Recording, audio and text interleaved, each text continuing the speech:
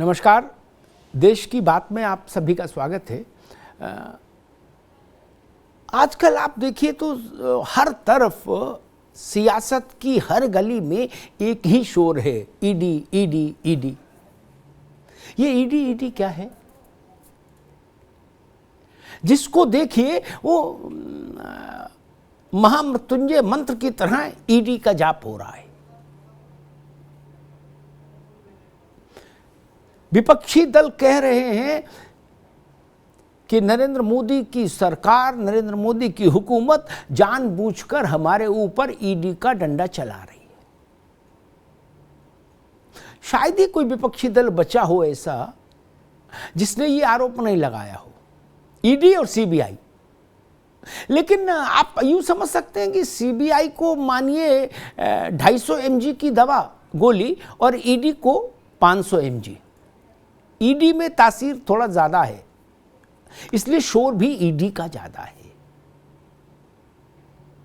लालू प्रसाद यादव से लेके ममता बनर्जी के भतीजे अभिषेक से लेके मनीष सिसोदिया, सत्येंद्र जैन, जहां जाई चंद्रशेखर राव की बेटी कविता, सब तरफ ईडी ईडी ईडी ईडी। इतना शोर ईडी का कभी सुना नहीं गया भारत में। और एक बात और जान लीजिए, ये जो ईडी अचानक से आपको बहुत ताकतवर दिख रहा है ना, इसको ये ताकत का इंजेक्शन कब मिला और कहां से मिला मालूम है? 2002 में ईडी को ताकतवर बनाने का प्रस्ताव केंद्र सरकार ने तैयार किया और 2005 में वो फिर लागू हुआ। यानी ईडी को ऐसे नाखून और ऐसे दांत चिदंबरम साहब देकर गए थे, पी चिदंबरम, जब देश में उनकी सरकार थी। अब वही विपक्षी दल, वही कांग्रेस सबसे ज्यादा पीड़ित है इन्फोर्समेंट डायरेक्टरेट के छापों से। एक तर्क दिया जा रहा है कि विपक्ष के लोगों के खिलाफ छापेमारी नहीं होनी चाहिए। क्या ऐसा कोई नियम बन सकता है, या कि दुनिया के किसी देश में क्या ऐसा कोई नियम बना है कि विपक्ष को किसी भी तरह की जांच से एग्जेम्प्ट कर दिया जाए? नहीं ना।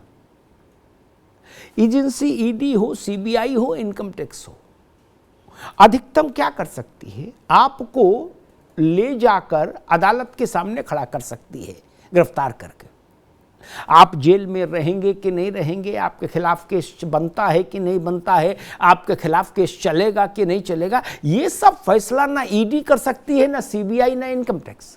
ये फैसला करेगी अदालत, और अदालत ही कर रही है। फिर इतना हाइश तौबा क्यों? अगर सरकारी एजेंसियां अधिकतम दखल भी देंगी तो यही ना करेंगी। उसके बाद आपको सजा होगी या नहीं होगी, आप पर केस चलेगा कि नहीं चलेगा, आपके खिलाफ मामला सच्चा है कि झूठा, ये कौन तय करेगा? अदालत ना। अदालत तो चुनाव नहीं लड़ने जाती, जजेस तो किसी पार्टी पॉलिटिक्स में नहीं पड़ते, फिर हंगामा इतना क्यों? और एक और बड़ा सवाल खड़ा होता है जिस पर मैंने बार बार देश का ध्यान खींचा। लालू प्रसाद यादव के खिलाफ मामला जब बना था चारा घोटाले का, उस वक्त कौन सी पार्टी की सरकार थी? उस वक्त उस गठबंधन की सरकार थी जिसकी सबसे बड़ी पार्टी जनता दल था, और जनता दल के अध्यक्ष थे खुद लालू यादव। देवीगौड़ा और गुजराल के समय में लालू यादव जेल गए कि नहीं गए? तब उन्हीं की सरकार थी, तब भी जेल गए। चारा घोटाले में उनको सजा हुई कि नहीं हुई? तो मसला ये कि अगर आपको अदालतों से सजा हुई है, बाकायदा जेल यात्रा संपन्न हुई है आपकी निर्विघ्न लंबी अवधि की, तब आप कैसे कह सकते हैं कि ये केस राजनीतिक दुर्भावनावश लगाए गए? नहीं। क्या इस देश में अब ये चलन चलेगा कि सारे भ्रष्टाचार के मामलों को राजनीतिक दुर्भावना से प्रेरित कह के खारिज कर दिया जाए? क्या कोई ऐसा क्या कोई ऐसी चाहत इस देश में डेवलप हो रही है कि भाई जो खादी का कुर्ता पहनेगा नेता होगा उसको छूट रहेगी, उसके खिलाफ कहीं कोई नोटिस नहीं जाएगा, कोई जांच नहीं होगी, कोई गिरफ्तारी नहीं होगी? ऐसा तो नहीं हो सकता ना। मनीष सिसोदिया एक शराब घोटाले के मामले में जेल गए। सिसोदिया जी की पार्टी उसकी चर्चा नहीं कर रही, वो करी शिक्षा मंत्री थे सिसोदिया जी, इसलिए जेल भेज दिया गया। नहीं, शिक्षा मंत्री होना अलग चीज है, शराब मंत्री होना अलग चीज है। शिक्षा मंत्री आप खराब थे तो किसी ने कहा ही नहीं, शराब में घोटाला हुआ इसलिए जेल भेज दिया व्यवस्था ने आपको। इतनी सरल बात को इतना कॉम्प्लिकेटेड करके हम क्यों बताते हैं? एक और पक्ष देखिए, कई राज्यों में विपक्ष की सरकारें हैं। विपक्ष की सरकारों के पास उतने ही अधिकार हासिल हैं अपने राज्य में जितने किसी भाजपा के मुख्यमंत्री को अपने राज्य में अधिकार हासिल है। क्या आम आदमी पार्टी की पंजाब की सरकार में मुख्यमंत्री भगवंत मान ने अकाली दल, कांग्रेस और भाजपा के उन नेताओं को जेल में भेजे डाला है अभी तक, या उनके खिलाफ कोई कार्रवाई की है जिनको वो चुनाव में भ्रष्ट बता रहे थे? नहीं की ना। फिर क्यों नहीं की? क्या तेलंगाना में चंद्रशेखर राव की सरकार ने, है जिसका कार्यकाल अब समाप्त होने जा रहा, भारतीय जनता पार्टी के उस राज्य के बड़े नेताओं को जेल में डाला आरोपों के चलते? नहीं ना। क्या बिहार में लालू जी और नीतीश जी की पार्टी की गठबंधन की सरकार ने वहां के भाजपा के नेताओं को जेल में भेजा, उनके खिलाफ अनियमितताओं की कुछ बड़ी जांचें की क्या कहीं? नहीं ना। तो जहां आप सरकार में वहां आप क्या कर रहे हैं? क्या ममता बनर्जी ने अपने राज्य में शुभेंदु अधिकारी की किसी जमीन को जब्त किया? क्या शुभेंदु अधिकारी की किसी कोठी पर बुलडोजर चला? आप केवल आरोप लगा रहे हैं कि शुभेंदु अधिकारी ने हजारों करोड़ की संपत्ति पैदा कर ली, तो उसको अटैच करिए, दंडित करिए शुभेंदु अधिकारी को। कौन रोक सकता है राज्य की सरकार को? लेकिन आप कहीं से भी ऐसी खबर आती नहीं सुनेंगे। क्यों? इसके पीछे भी तो सोचना होगा फिर कि विपक्ष के मुख्यमंत्री प्रधानमंत्री को जो चिट्ठी लिख रहे हैं, आर्तनाद कर रहे हैं, हाहाकार कर रहे हैं, कह रहे हैं कि भाई बख्शो, वो लोग अपने राज्यों में